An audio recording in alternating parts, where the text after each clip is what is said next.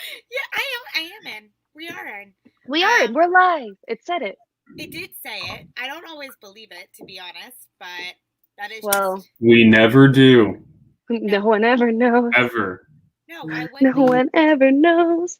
And I believe we are. Here we are. Wait.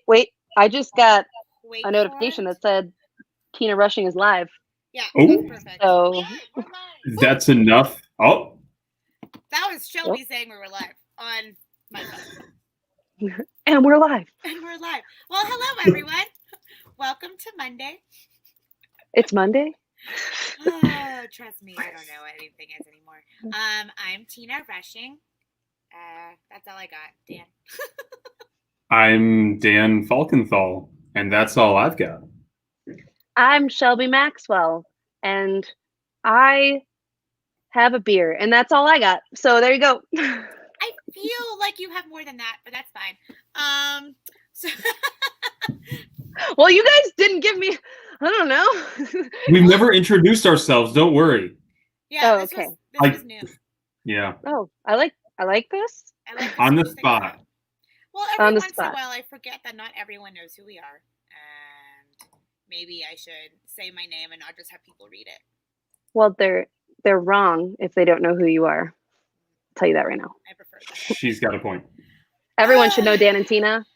Hello. Welcome to the Dan and Tina show. You should know them. If you don't by now, you're wrong. Our new host is Shelby Maxwell.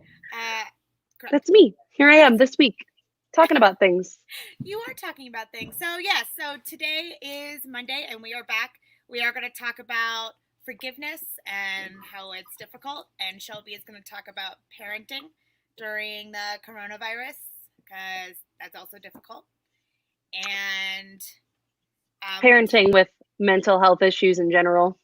Yeah. But during the coronavirus, obviously, it's getting so much worse. It's like throwing a wrench into something that's already broken. Yes, right.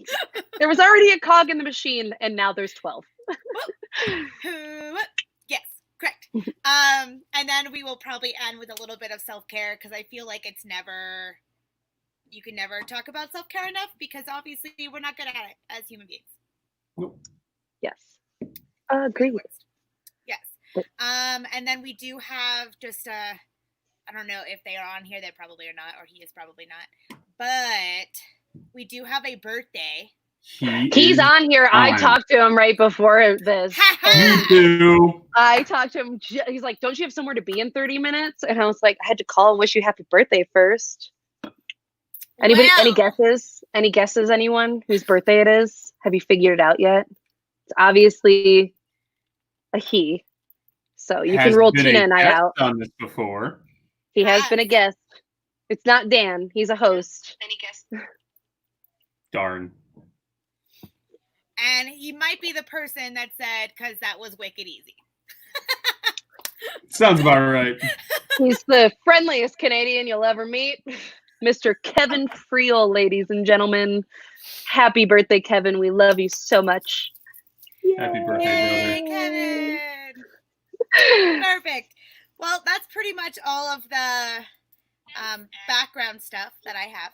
It's all the updates. That's all the updates, all the things, other than I'll do an update on myself, and then we'll let Shelby start talking, and we will join you. We won't just let you talk by yourself. Oh, God. That's not weird. This isn't weird. No, it's fine. But my update of, like, me, where I am today, is apparently I have vertigo today, so that's fun. It happens every once in a while, and that does make my day a little bit harder. So today has been a little bit less exciting for a Monday than a Monday could be. I'm sorry that you're having vertigo. It's okay. It sucks. I know how bad that affects you sometimes. Yeah, it's not as bad as it could be, but I'm definitely not 100% great. Well, at least it wasn't like yesterday or Saturday or any of the other cool days of the week. Correct. And instead it's Monday. Not that today's not cool and this isn't a great time to do a mental health chat. That's right. I mean, that's what I think it is, because Mondays are normally Mondays. Mm-hmm. We have this to look forward to. We do. That is true. How are you? Being pretty good. Better than these past 2 weeks, I gotta say. Like just retweaking my schedule for myself, exercising more, getting some music in each day as always. Yeah, honestly, trying to organize the PRSL stuff and feeling good. Yeah, Dan. I Looking good too, Dan. Feeling good, looking good. It Thanks. shows. How about you, Shelby? I am good. Today could have been a rough day. We our neighborhood had a bunch of it's so silly little things, right? But our neighborhood had a bunch of trees die, and we love plants and trees, and we were really, really bummed about it because six of ours, five out back and one up front died this year on us, and we had to spend the day pulling trees out. And it was just really kind of sad because you don't want to have to do that. But at the same time, it felt good because now there's a blank slate. We can plant more, and you just got to kind of look on the bright side of it. So my day's been okay, filled with physical activity. That's a good thing. Yes. Agreed. If I've learned anything from Legally Blonde, is people who work out and exercise are happier people. Yeah. I do none of those things, but I mean, I feel, honestly, in my opinion, I feel pulling trees is the equivalent of, what is that one? My brain stopped working. The one kind of working out, CrossFit. It's CrossFit. You were just doing CrossFit today. That is highly accurate. I mean, all you're doing is like sorry to anybody who does CrossFit. I know this isn't all you do, but like pushing tires and stuff. So let me just preface with that. I have so many friends that do CrossFit, and I'm not trying to offend anybody, but pushing tires and pulling trees out in stumps and stuff. So yeah. So today's been pretty all right. I will say that. Well, hey, that is good. That is definitely good. So if I'm awkward during this, sorry everyone. I have no idea what I'm doing. Completely acceptable. We all are. Does anyone have any idea what they're doing in this world? Literally, No. Every day I don't necessarily believe to always fake it till you make it, but I do tell myself that often. Yeah, I mean, I think like with us, especially having been in theater for a long time, Tina, we have very like strong ties to fake it till you make it. Yeah. Because it's just so easy. You're just like, yeah, everything's fine. Everything's good. Yeah, it's going to be great. Nothing will go wrong because the show goes on tomorrow. Yeah, it goes on tomorrow. And dress rehearsal lasted 5 hours longer than it was supposed to. And we're still not done or ready. And everything fell apart. But somehow opening day is going to be great. That's and it usually is. A bad dress rehearsal typically means a great makes for a great performance. Absolutely. And it is true. Highly true. You know what doesn't have dress rehearsal? Parenting. Let's go right into it. I love it. Yeah, please. So if you've never had kids before, or don't plan to have kids, this part probably isn't for you. But I have 4 children, 3 stepdaughters and my son, who's the youngest. And I know there's quite a few parents out there that also struggle with mental health and trying to be an average person on top of being a parent. It's nearly impossible. When my son was born, I had just been diagnosed with bipolar depression. Just been diagnosed. I hadn't even like really had a chance to get on my lithium before it was like, cool, now you're pregnant and here we are. And so I never had postpartum depression, but it was like, here's this new life that depends on me. And my brain already hates myself and doesn't work most days. How in the hell am I supposed to, if I can't love literally anything right now, how am I supposed to love and care for this child? And it's hard because you look at other parents on social media who are taking this time and going, I've never felt closer to my child. And you're like struggling to, teach a kindergartner math and science and reading on the iPad, all while you're trying to keep yourself together and your house together and playing parent, teacher, principal. Mm-hmm. And it's like, all of these parents have all this amazing time and energy to do all these things, and here I am just failing. Like, what is my child going to think of me? And that's my biggest struggle. I'll say that is, what's my child like? How is he going to remember this moment? Because I remember a lot of my childhood after a certain age, and I remember the parts where my parents were stressed and upset and mad a lot. And I struggle with that thought of like my kids seeing me at less than perfect. And this is going to be this moment. I don't know if do you guys watch Rick and Morty at all?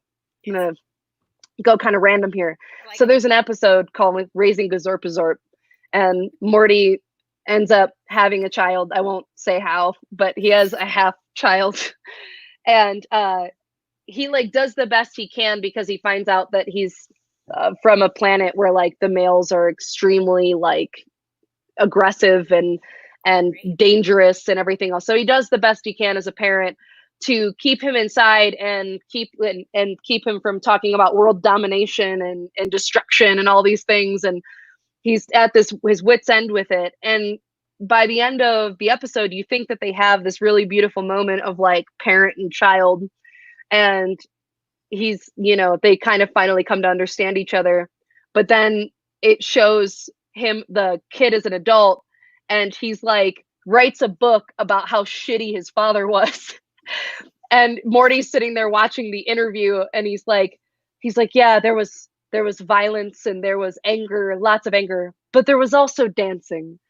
And it's true. As a parent, you're like, oh my God, is this what my kid's gonna remember about me? Is that the moments that I get angry? And I'll say that I struggle with that the most. I don't know if there's anybody out there that does. I'm sure there is, but like what my kid thinks of me. I by no means want to be my kid's friend. I'm his parent first.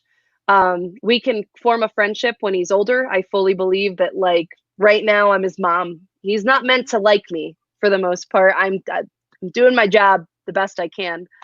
But I also want him to have a happy life. That's the one thing I want for my child, regardless of what he wants to do.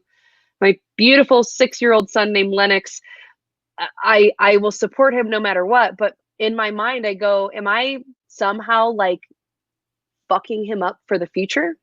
Sorry if I'm not allowed. Am I allowed to swear on here? Yeah, 100%. Oh, okay. Fucking him up for the future.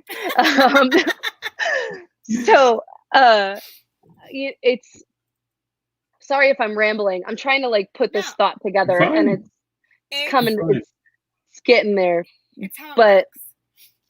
But it's one of those things that, especially during the coronavirus, where you have tons of people with tons of free time, and you also maybe don't have as much free time because you're struggling to make it work and pay your bills and work from home while you have a 6-year-old in the background asking 20 times, can I please play Roblox? Even though he's just played Roblox for 2 hours. And you're like, please, can you just play with your toys or go outside? But it's, and then you have, and you see these other parents who are, oh, I just had the most amazing bike ride, social distance bike ride with my kids. And I think the important message here is you have to remember to, like, a lot of what Facebook is not real, first of all. At all. A lot of I am a huge proponent of it. I only usually post the good things in my life. Is it me lying? I don't think so. I think that I pick and choose who I share my bad with. Yeah. I fully believe that if you need to talk about your mental health on a public forum, do it. I support it 100%. I have friends who just need to get it off their chest, and I am 100% back it. I'm just not one of those people. So I see these other parents, and it's hard to remember that it's not all real, that they probably fight with their kids about dinner every night too, that they just struggled for 6 hours through, iPad, Google Classroom bullshit, could not believe how much work a kindergartner had on, like, yeah. So don't fret. Parenting is tough as it is. You're doing your best. I think that's what I need to remember. I'm doing my best with my kid. And yeah, it's hard when you're already hating yourself, when you're already down at your lowest of lows, and then you're expected to maintain the happiness of another life, it's not easy, nor should it be. And nor should you expect it to be. And it's okay. It takes, my biggest philosophy is it takes a village. It takes a village to raise a kid. And I know I was a military spouse for a long time. I raised my kid on my own. I was on my own. I had no family, no friends where I was. My husband at the time only ever worked. So if you feel as though you're at the end of your rope and you're like, well, I don't have the village, I don't have somebody to come over and give me an hour break or to like help me out, or, know that you have people to talk to at least. And it is okay if you need to put your kid in front of a movie so that you can breathe.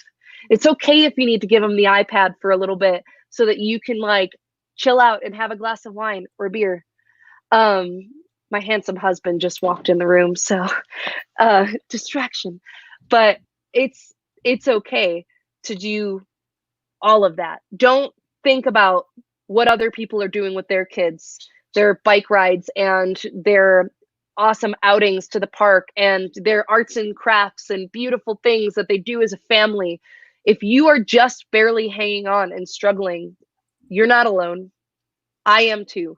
And as much as you want to be the perfect parent for your kid, there's no such thing. There's no such thing. Your job is to keep your child as happy as possible. Keep them alive, keep them happy, keep them breathing. And at the same time, you can't do that if you're not happy and alive and breathing yourself. So know that it's a trickle-down effect. If you're not taking care of yourself, you're not going to be able to take care of your kid. You're not that you can't, but like, it's not going to be easy. It's only going to make it harder. So it's okay to need a break. It's okay to like need to put your kid in front of the iPad. No, you're right. My favorite analogy to what you pretty much just said is when you're on an airplane and the lovely flight attendants tell you to, when their mask comes down, that you have to put it on yourself first before you try to put it on the people around you. And I think great analogy. I think that makes the most sense. How can you help someone else if you run out of air? Yes, absolutely. It's your child comes first. You, as a parent, if you're out there and you're a parent, you put your kid first. But there's a moment where you cannot continue to put your kid first if you are literally drowning with concrete slabs on your feet. There has to be a break. There has to be that energize, that recharge, that photo that you had pulled up, Tina. Oh, yeah. If you can show it. This guy. This beautiful photo. It was brilliant. If your kid's gonna have as much energy every single day, all day, as a child has. It's a ton. And I feel as adults, we don't start with the same full bar of energy most days, especially if you're struggling with your mental health. You might start at 50%.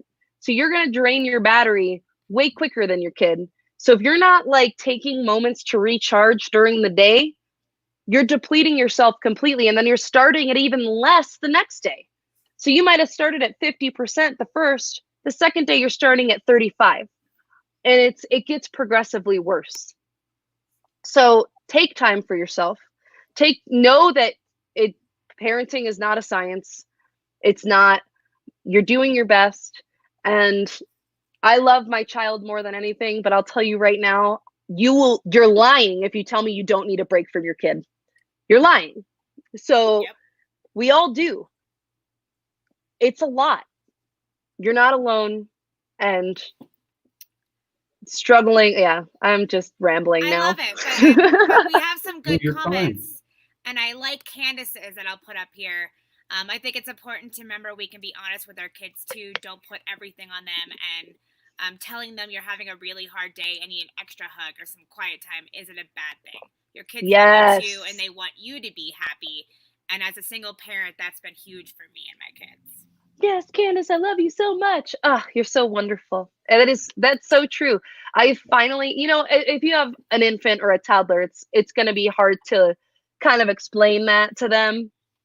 But luckily they still nap, so maybe you're getting your recharge in when they nap. Yeah. But I will say with Lennox, with my 6-year-old, it's as simple as, honey, mommy, I just need a minute to breathe. Can you please go play in your room for 20 minutes and I'll come get you? But I just need a second. I'm upset. And he might ask me why, or he might not. Or he might be upset with me and be like, but I want to do this. And it sucks because I have to be like, no. And you double down and you go, no, I need time. And who, they might be mad at you or frustrated for 5 minutes, but I can guarantee like they're going to get over it. And the older they get, the more they understand.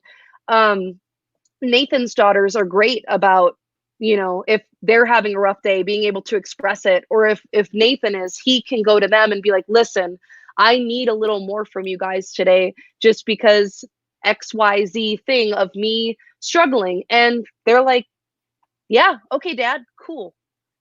And they're 10, 13, and 17. It's one of those things that the older they get, the easier it'll get. And having open discussions about your mental health with your kids and their mental health is extremely important.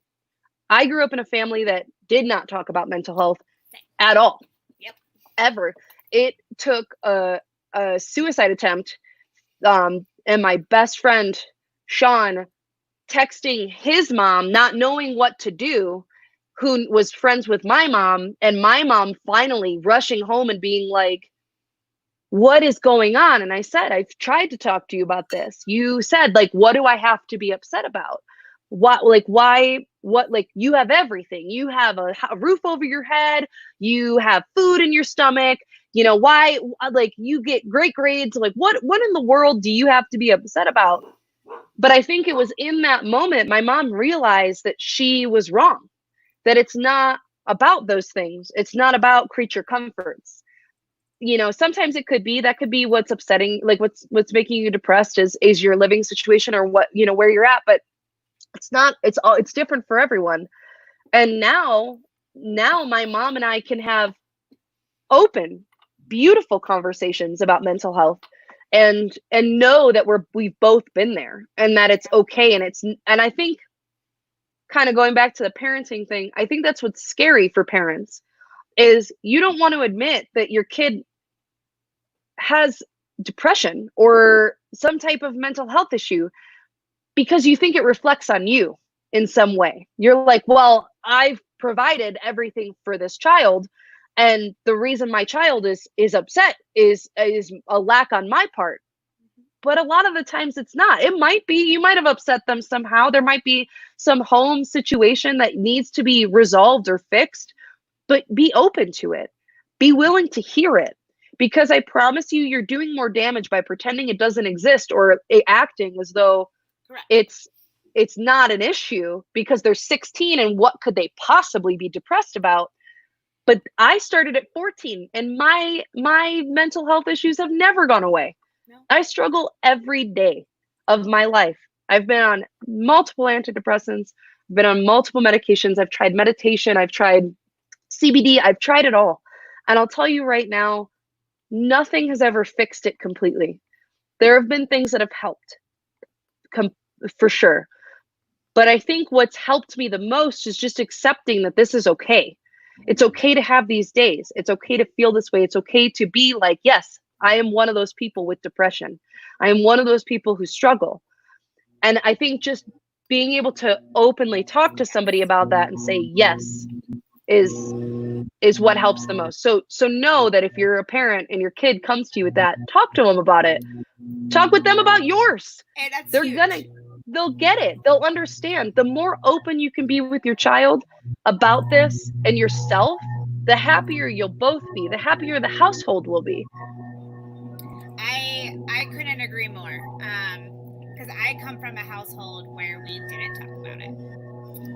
I came from a household where we ignored it, where we hid it from the world, and we weren't allowed to talk about it with anyone, with my mom's mental health.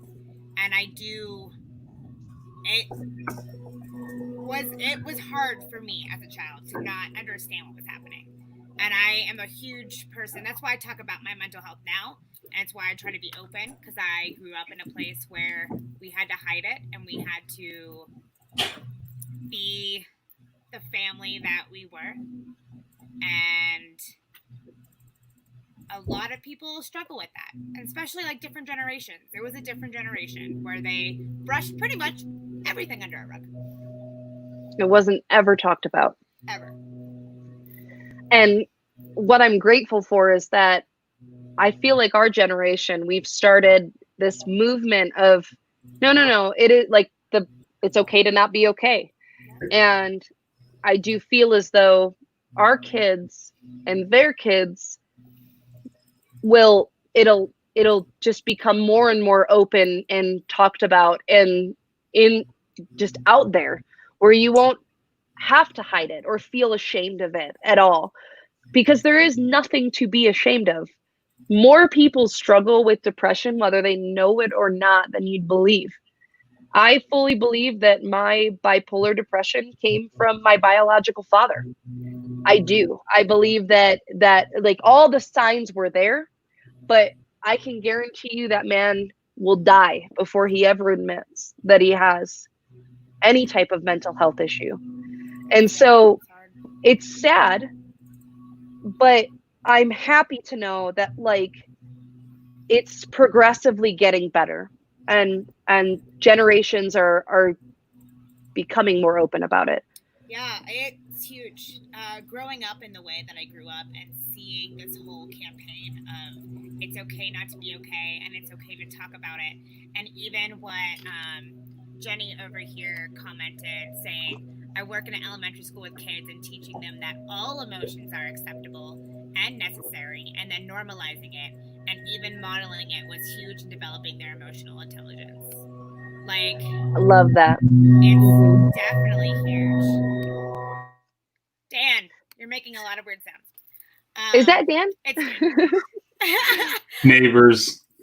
It's okay. It's the whale again. It is the whale. Even though I'm in Illinois, it's the whale. I didn't want to say anything about it. I was like, am I just hearing things in my headphones? Nope. We all are hearing things. Well, that's why I muted him for a moment to see if I was right. Sorry, guys. I'm sorry. You're fine. You're fine. I think it's good. And Kevin put, our children can breed a new generation of open thinkers. And I really, really believe that, because we are forging ahead in the let's talk openly about all of it and have no absolutely shame. Yeah, absolutely. And it's one of those things that I'm grateful to say that I know I will do okay with my kid. If he is to ever come to me and let me know about any emotional issues he's having. Now, my son he's high functioning autistic. He is smart as a whip. Without the intellectual impairment, the kid is brilliant, absolutely brilliant. And he doesn't have the social impairment either. He wants, social motivation impairment. He wants to be friends with people. He just doesn't quite know how. And he has problems with reading social cues and social interpretations of things. And he struggles with his emotions. So it's one of those things where I know for a fact, as much as I struggle with my kid's emotions now because of his autism, understanding him and kind of like knowing how, like, because an average meltdown is not an average kid's meltdown with him. It could be over the smallest thing and it could take hours to get him back out of it. But you learn and you build. But I know that when I get to that point, that if there's a moment of, Mom, I don't think I'm okay, I know that I'll be equipped to handle it because I've been there, first of all. And second of all, I I've done everything that I could to advocate for mental health because I've been there. That it's, while I might not know exactly what he needs, I know the resources that I can reach out to help him. And that's the important thing. Like with mental health, you need help with it. It's not a village. It's the same it's a thing. village. It's a Same village. thing. As an adult, it takes a village to help with your mental health. As a child, it takes a village to raise you. It's the same thing. If we all just kind of realize that we need each other in this world, we're not isolated creatures, except when we're being isolated because of COVID-19. But we need people. We need that human interaction. We need that help and that connection between you and another human being, to realize that that is exactly what we are as human. We're not perfect. We're not these perfectly created organisms. We're flawed. We are so flawed. And it will be, God, I'm sure, lifetimes and lifetimes from now before we ever evolve to be on this mentally perfect level. But even then, will we ever? Because it's just, to be human is to be flawed. We are. And I would rather be human than a robot. Same. So I like the ups and downs. I mean, not to the whole extreme, but I like being a human. Like, I like knowing that even if I struggle, it's okay. There will be something. Like, I will go through it. And I kind of just embrace it at this point. I'm really good at embracing me. You should embrace you. You're That's beautiful. Have you seen yourself? You shush.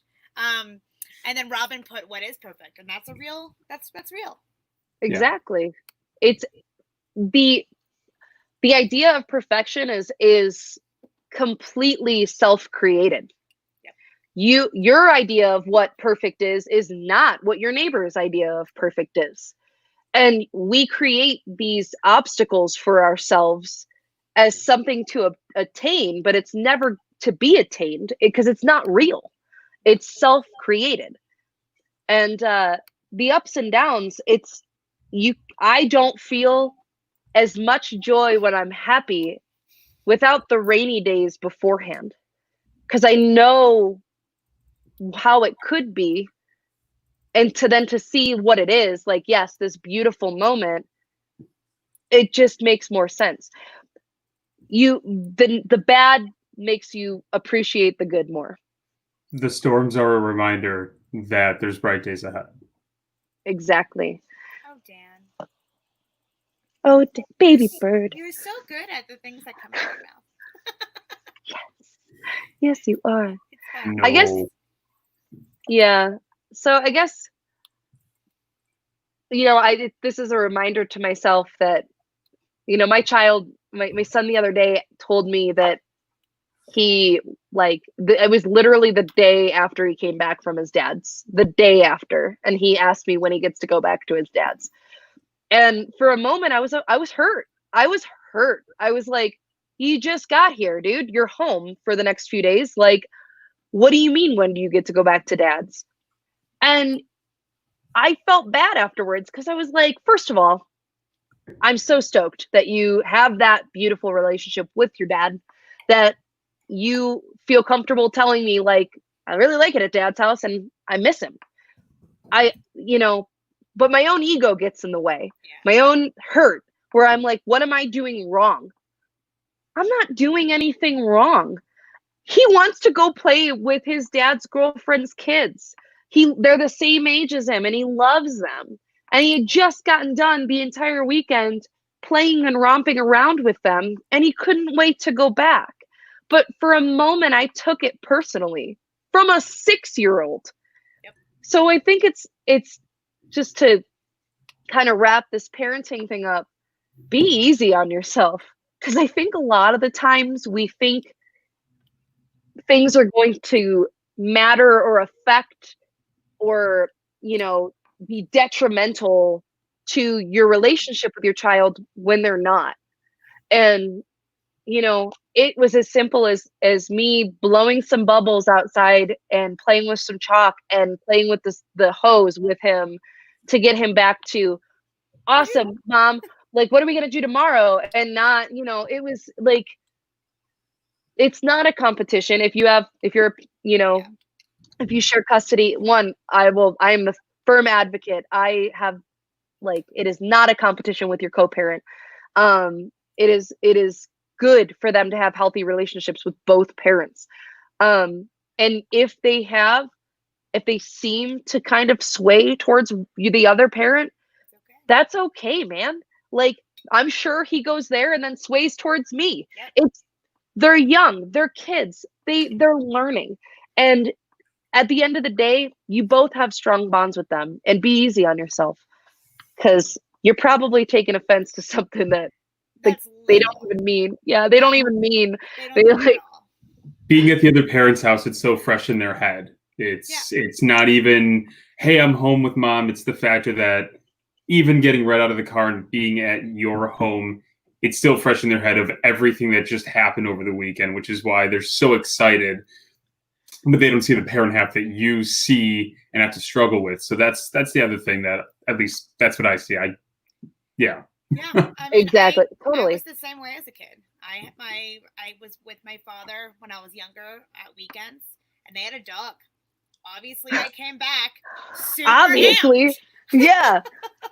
When are we gonna get a dog here? That's exactly it. Like, all I ever talked about was Gracie. That's all I ever cared about. That was literally my life as a kid. But it's how it is.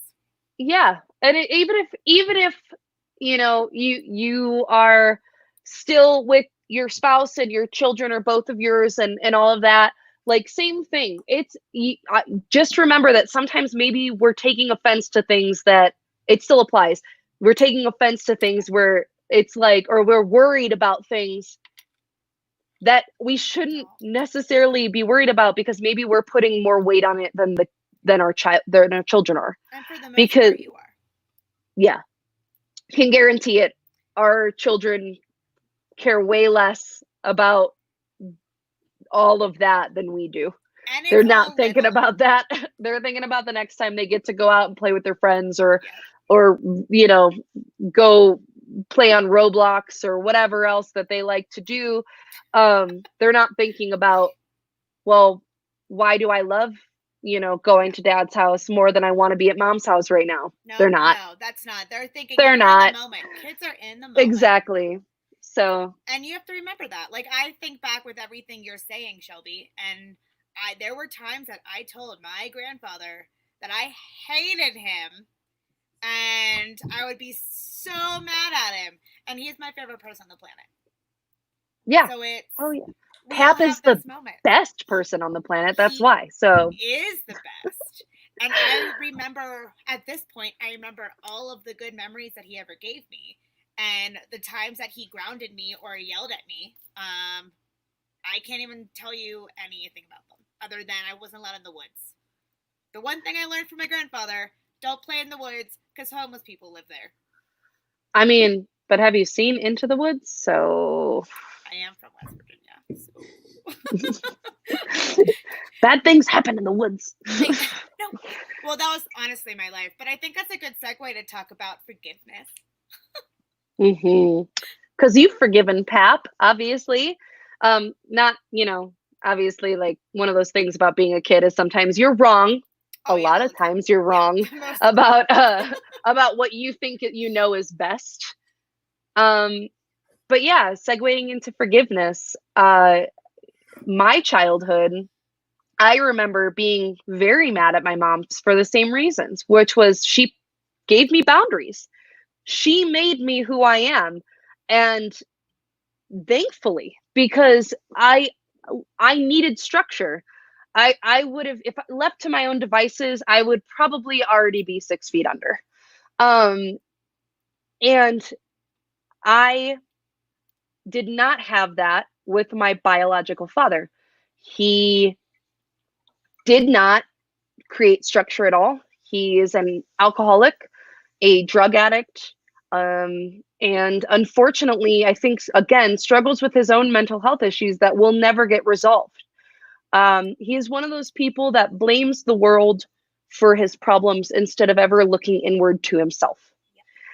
And for a long time, I struggled with my relationship with him and struggled with just being this father-daughter, like just what my idea, like all of my friends with their dads and daddy's girl and all these things that I didn't So have hard. that. That's so hard. I didn't have that. I had a dad who beat us. To be fair, trigger warning, abuse. I was beaten by my dad. I was choked against a wall multiple occasions. I had bruises. If I got hurt, I got into a go-kart accident one time and crushed my pelvis, and he did not take me to the hospital because he was afraid of what my mother would say. So it's when talking about forgiveness, because I have now cut my father out of my life after many, many years of struggling with my relationship. About 4 years ago, I finally made the conscious decision to say no more. And I had done this before, but always went back because I always felt like it was my fault somehow, where I was like, I'm just not trying hard enough. I need to try to, like he can't do it for himself. I need to do it for us, right? And it's not the case. And I am so much happier of a person to not get drunken phone calls calling me every name in the book, or, the anger and the spewing spite that he had for me because I looked a little bit too much like my mom. And he was still very much in love with her. They're obviously divorced. So I struggle with forgiveness. I want to let it go. I want to be able to finish this chapter of my life because I've cut him out now, right? And I'm so close to closing this book, but I can't until I can forgive. And that's my struggle right now. The one thing that I've been told, my wonderful friend Kristen, who tells me this on a regular basis, is that forgiveness is not necessarily for the person, but it's for yourself. It is 100% for you. Exactly. For you moment. And that's really perfect, because when it comes to forgiving, you don't have to go to that person and say, nope, I forgive you. You don't. It is as simple as just knowing it. I forgive you in your heart, that you forgive this person. And when you've been hurt so badly by someone, it's not an easy task. It's not. As much as little as I feel about my relationship with my biological father, as little as I feel anymore, I still hold this tiny, tiny back of my mind bit of anger, bit of frustration that it couldn't have been different. And I know that as soon as I can forgive him for his faults, his flaws, who he wound up becoming, who he chose to be, the things that he chose to do, because they weren't on me and they weren't on our relationship. As soon as I can do that, I know I can close that book completely, and I won't feel those little things in the back of my mind anymore. But getting to that, it would feel so much lighter.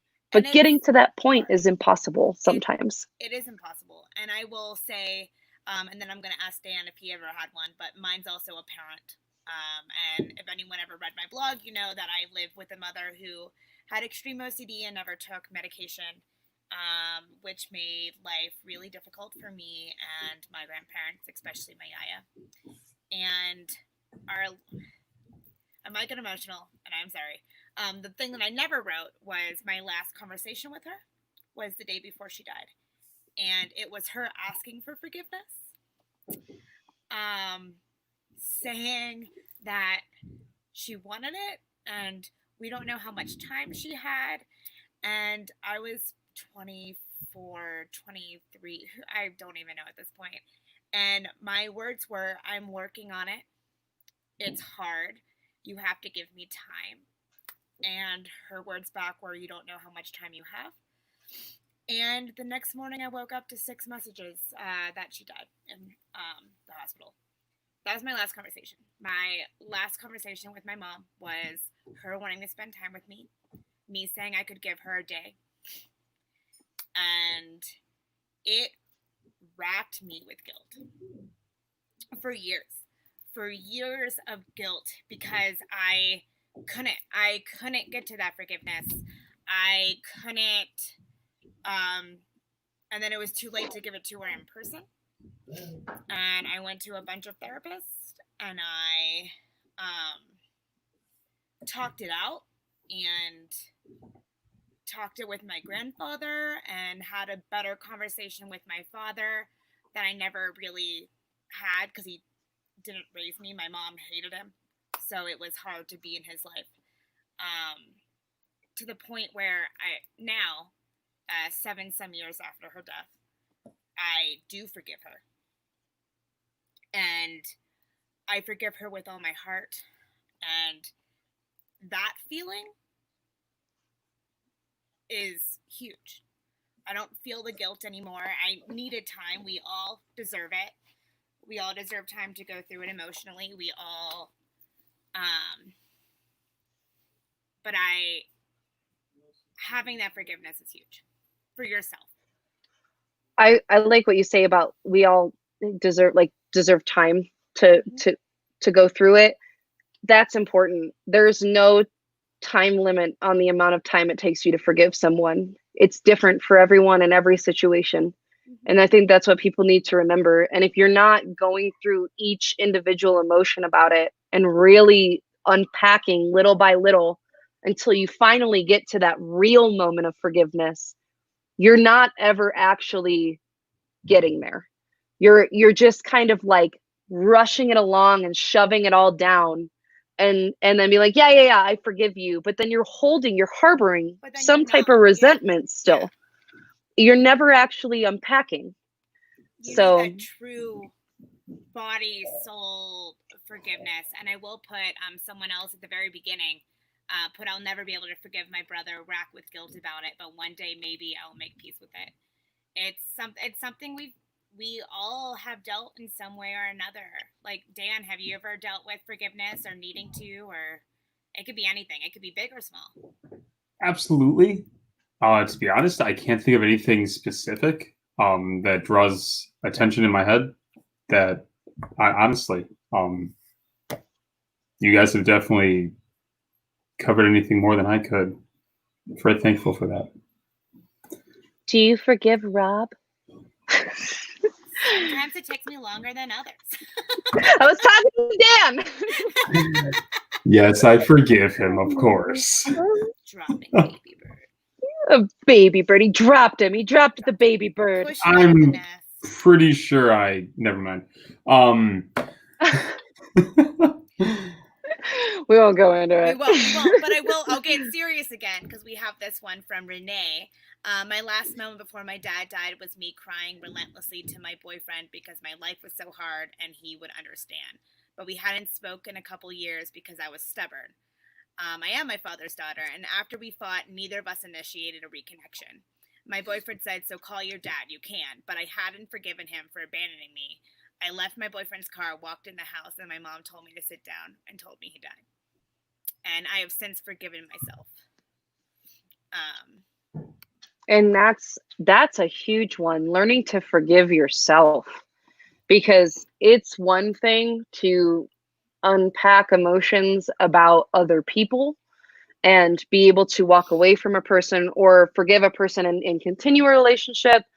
But to be able to forgive yourself, especially after something so, I'm sure, emotionally, like, just damaging, hurt, like,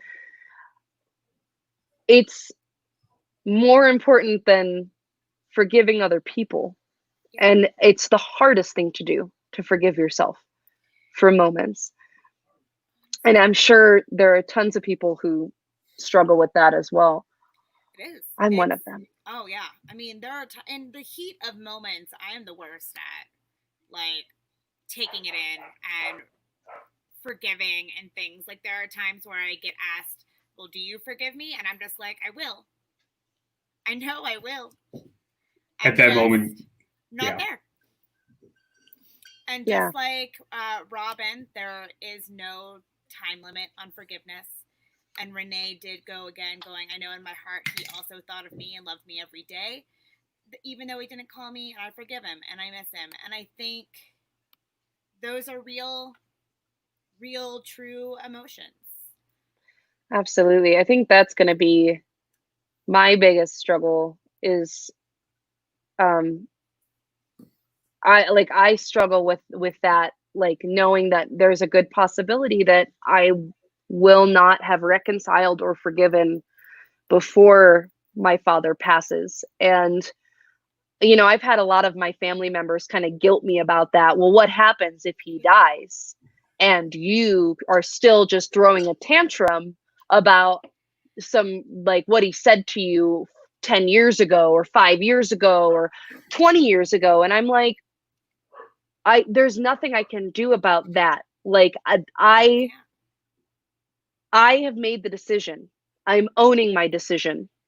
Now, the next part of my owning my decision is to close the book again. And it's forgiveness is that last bit. Yeah.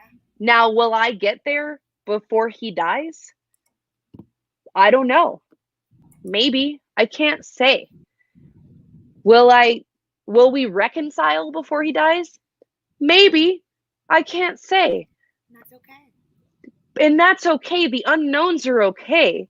There's, again, just like that person said, there is no time limit on forgiveness. I believe that you should be realistic and open and really know your emotions as far as, like, I feel like with forgiveness, a lot of it is anger. Anger goes hand in hand with forgiveness because a lot of the reasons we don't forget it is because we're angry. Yep. Right? And anger is one of those emotions that I think you guys have talked about before on here. Yes. It's a struggle. And when you're feeling that pain and tightness in your chest and you're angry at this person and you're like, I could never forgive, you're also not being true to say, well, maybe I could, but it's not, it's going to take some time, or maybe you don't, and that's okay too. But I think just being able to separate said emotions and know what you're feeling is super important when it comes to forgiveness. I like this. Good job, Jenny. It's okay to Yes. forgive someone and still not accept their actions. Yes, I have a feeling that one day I will forgive my father, but I don't think I will ever go back to a relationship with him. No. And I think that's what's going to be healthy for me. And I've resolved. That is okay. And I feel I'm at that. I forgive my mom, and I love her, and I wish she was here because I wish, now that I know so much about OCD and I know so much about mental health, because like we said, we couldn't talk about it. I only ever heard her say OCD once because she was getting money from the government because she couldn't work. So I only ever heard it once when I was 8. And I didn't know anything else after that. I've forgiven her because there's so much behind it for me. And this is a me thing. Like, not everyone can.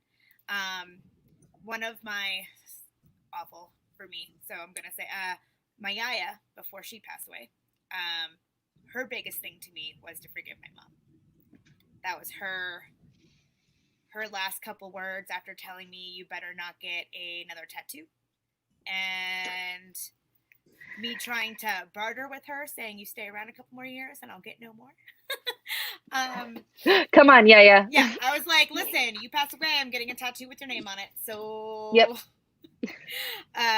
But it was, and it's something is I will never forgive truly. Like, I'll never understand my mom's actions of not wanting to be better for our family. But I love her and I accept her. Absolutely. and it's real. And I like this, and I think this goes right with it because it's very important. So Mackenzie, you're amazing. Self-forgiveness is a lot. It's so huge. I avoided it for 2 years of therapy, finally faced it while I was incarcerated due to the mental health professional encouraging me. She asked me what else I had to do, and the answer was that I really had nothing better to do at the time. It was rough, and I cried a lot, sometimes for days, but having come out of it on the other side, every moment was worth it. Oh, I love that. That is beautiful. I think it is. I think it's part of like our journey as human beings to give ourselves that opportunity to forgive ourselves, forgive the people around us, even if that means you write them off. I have a friend. He is my best friend for 12, 15 plus years. He is out of my life. And I mourn our friendship. I 100% grieve our friendship. But I am better for not having everything that came with the friendship. Exactly. And that's where you have to know what is healthy for you.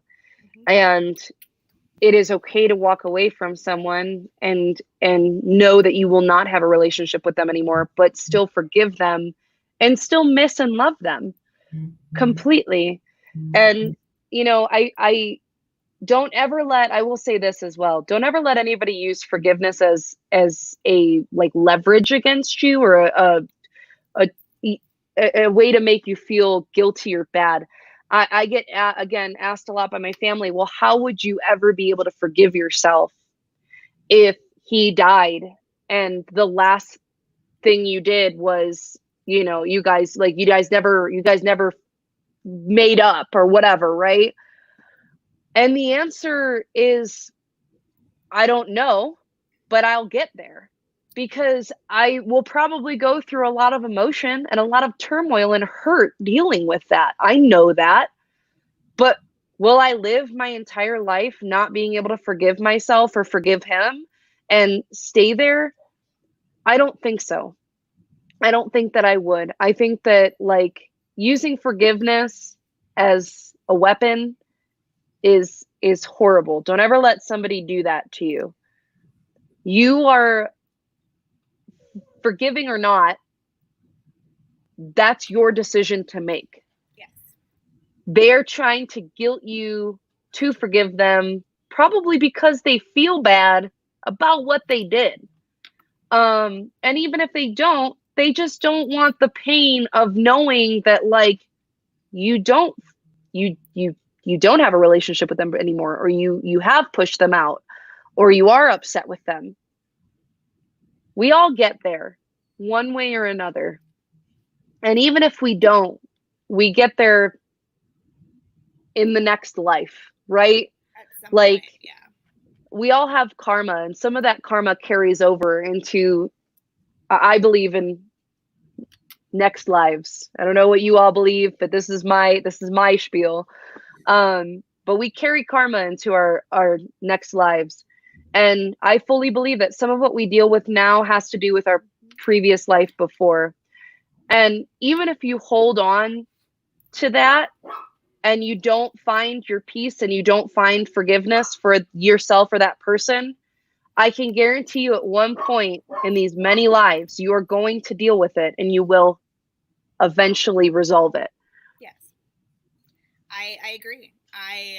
For anyone who knew me as a child, they would know I never in a million years thought I could have forgiveness for how I grew up.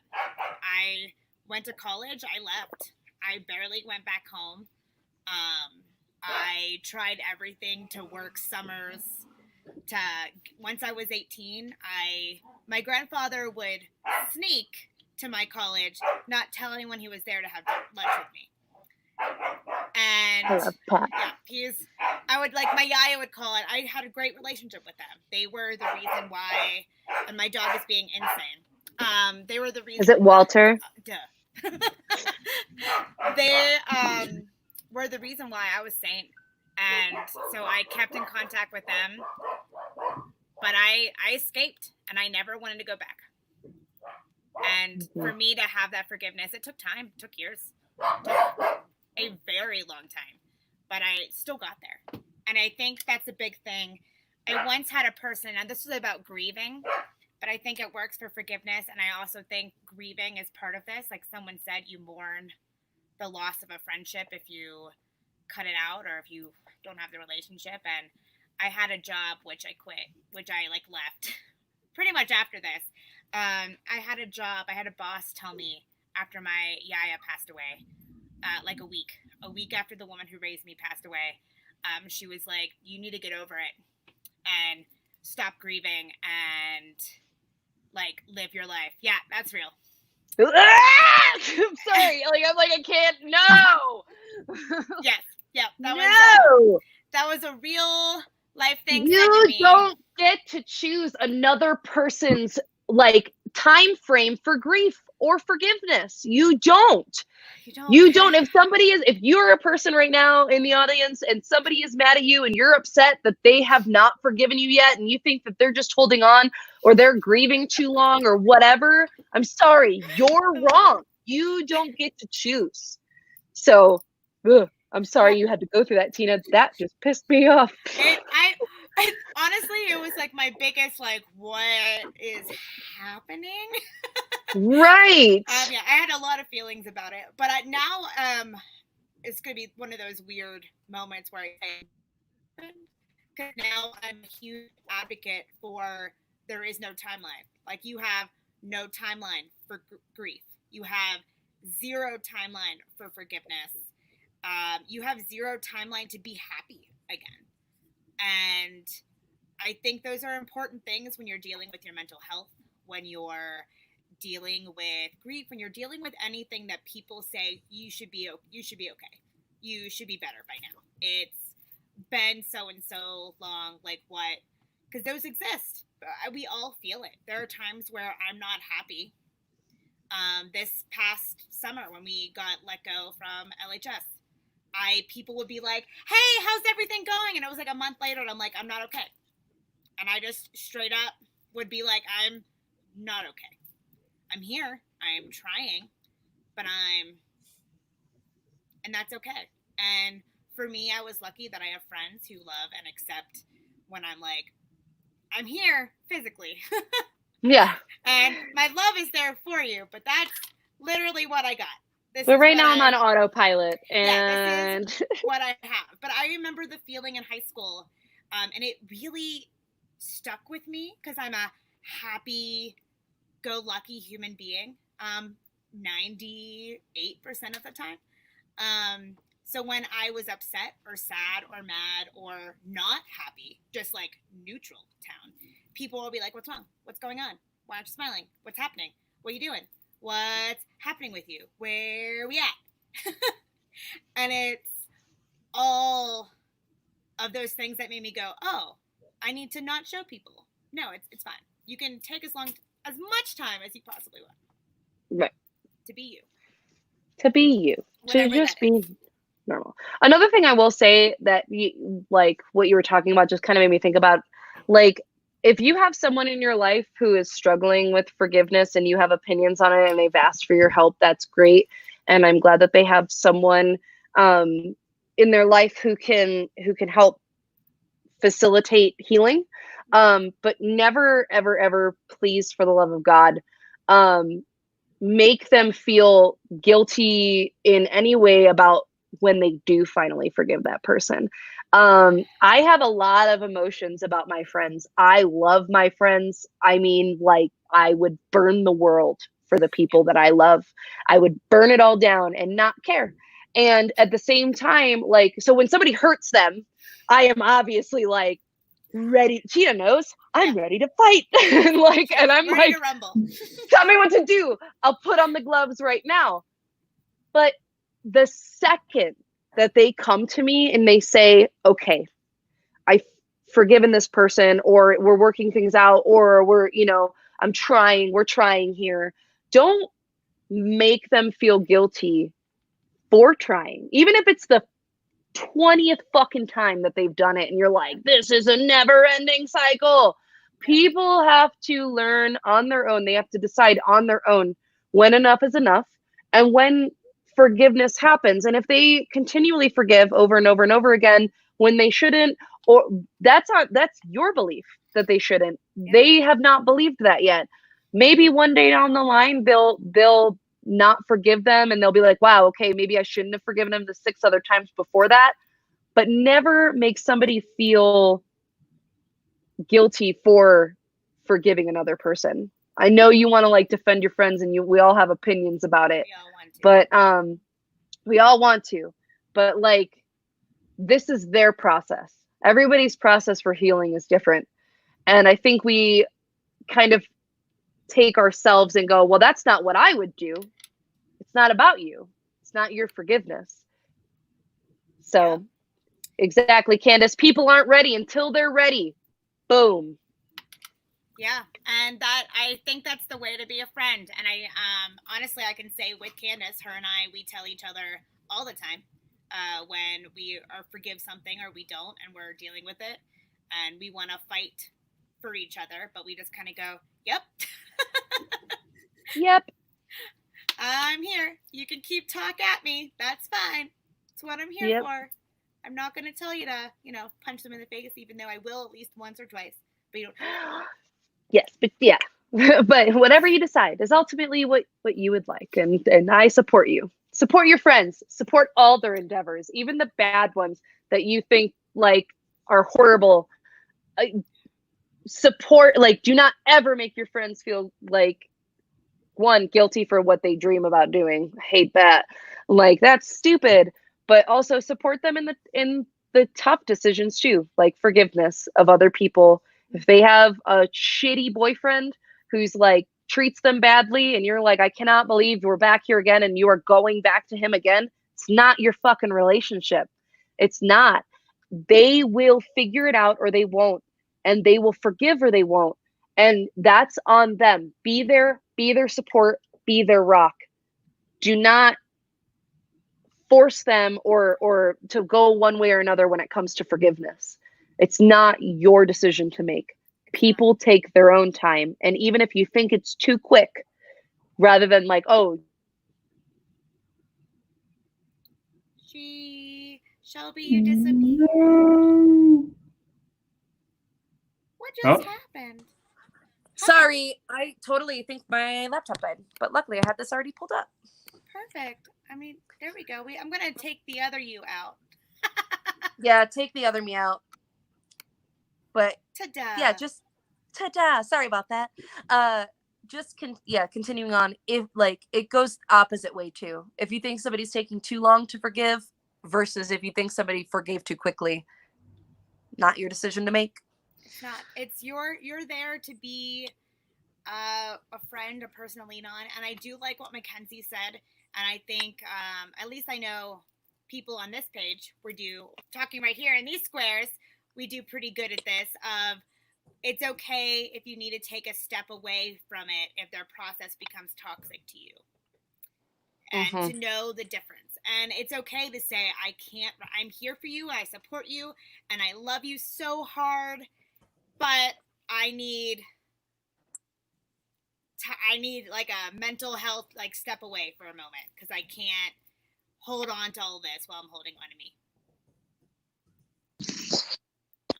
Right. Absolutely. Absolutely. I hope I'm not echoing. Apparently my AirPods have died as well. So here we are. No, you are doing very good. And I like Robin's suggestion of suggest, don't impress. Offer support, advice, but don't project your own decisions on someone else. Exactly. I love that. We got some really knowledgeable, just insightful viewers today. I love it. I am absolutely obsessed. And we will go back. I encourage anyone to read the comments because you really can't do it when there's a live, as Shelby told me a couple weeks ago, because I don't understand how technology works. And to like read through. Do any of us? I'm the worst. Gather the information that's here, especially in the comments, because we say some of them. I just learned recently about sharing things on screens, so that's new. I love that when they just kind of like pop up and you're like, I got this comment, and then all of a sudden I can read it and there it is. It's perfect. It definitely helps us. It helps our process, and it helps because comments go crazy town on the side, and I can't always keep up, honestly. But we're about an hour 10. We typically stay about an hour around this time. So if anyone has any last remarks, I am going to put this up there.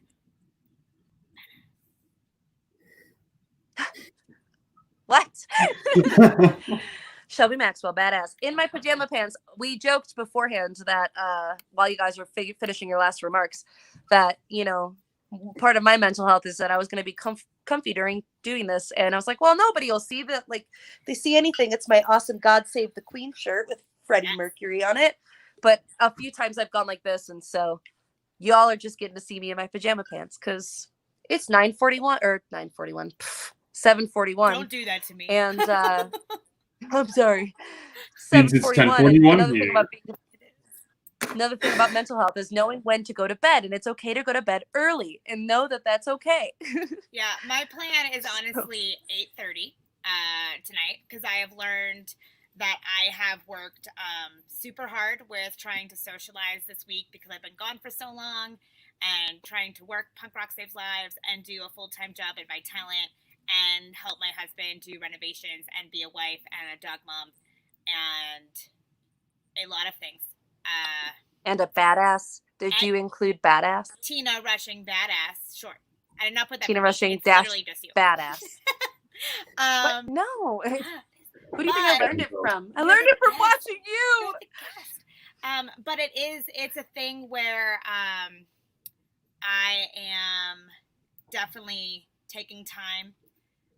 Tomorrow night, I said I'm really sorry to one of my good friends because I was going to have a date with her, and we've honestly been planning this one-on-one date since before Corona. And I was like, it's finally happening. We are going to have GB's fish and chips, and it's going to be wonderful, and it'll be just the two of us because we never get that. And then I messaged her going, I'm really sorry, but I have woken up exhausted 5 days in a row, and I think I need to watch Netflix and not be a person. And then forgive yourself for having to cancel plans. Because guess what? It happens and we get worn out, and canceling plans, as hard as it is to on people you love that you're excited to see and you don't want them to feel like you're not wanting to see them, it's okay to do. And then it's okay to forgive yourself for having to do that because you're doing what's best for you. Tina, you're doing what's best for you. I know, and we rescheduled for next week, and I will eventually hang out with Teresa again. It will happen. Oh, love Teresa. That's what I'm saying. It will happen. How about you, Dan? Any last remarks, comments, really good sayings that you pull out of a hat? Well, there was a few. By the way, I have typed all this up as we've gone, every comment and main topic point. So tomorrow evening, I will be posting them all for you just to make it easier. Do watch wonderful. The video if not by any means. Nope. The being easy on yourself, there's a quote. Now I have two Tinas. All right. Yep. You're right. Good thing. You know it is. It really is. She's like the one that always is just like, shut the hell up, accept the shit. Yeah, it's okay. Accept the love, accept my love. When Shelby was saying be easy on yourself earlier, there's a line that came into my head was be easy on yourself because no one's going to be easy on you, which then clicked into being an Interrupter song, of course. So I'm just wanting to throw that out there. It is Gay Pride Month, so I will say your uniqueness is what makes you different, and embrace that shit. As a pansexual woman, I thank you, Dan. Happy Pride, Shelby. Thank you. Again, forgiveness, and that's a huge thing in the LGBTQ plus community. I hope anybody out there who is struggling with forgiveness has dealt with it as an LGBTQ plus individual you know, if you ever need to talk, I am here. I've been there. I could tell you some stories, and tell you how I overcame, and maybe help you do so as well. I am here. If you do not have family during this time, I will be your family. Yes. Message me. Let me know you need help. I'm here for you. You don't need blood-related family to have family during all of this. We got you. I agree. I am Sorry to there. interrupt, Dan. I just I'm had to there say too. Don't that. be. I'm like- You're fine. No, I and like it. that's why we have this community, and your openness is what we love about you and everyone a part of this is the availability to reach out to one another. Seriously, that's awesome. You're fine. Be my family. Candace, I will be your family. I'm already your family. I don't know why you're asking me. It's already there. It's already happened. Anything else, Dan? I could keep going, but I'm not. All good here. Oh, thank you. I love you, Dan. You know this. Love you too. Dan, you're the best, Dan. Dan, so wonderful. We are very Team Dan here at Punk Rock Saves Lives. We are. If you're not Team Dan, just wait. You will be. Do I have to be? I mean, you're not going to be. Yes. So... Well, if you don't have enough self-love for you, Dan, we got you. We got more than enough love. And eventually, I really do hope that you have enough self-love for Dan, because you are amazing, Dan. Team Dan. Well, Team thank you. Dan! Clutch. Perfect. Shelby, do you have anything else? I know you've said a lot, but you have more? I've said so much, and I am sorry to everyone out there who had to listen to me ramble and try to put thoughts together for an hour. That's all I'll say. And But thanks for tuning in. Yes, thank you all. I will end it with how can you not be Team Dan? And this one's really good. Dan's new title, Most Adored. Listen, sometimes you need extra love, and that's okay. You're Even absolutely if you right. don't want it. Yes. But I do say, please go read it. We actually hit some pretty heavy things right now, things today. So read over things. I feel these topics were really good for a lot of people who hurt inside over these things of parenting and mental health and forgiveness, because those are a lot of things we internalize. So, thanks. Mm-hmm. Yeah. Yes. Thanks Yes. for having me be a part of it, guys. Yeah. I was Absolutely. stoked. Goodbye, guys. Ending So, broadcast.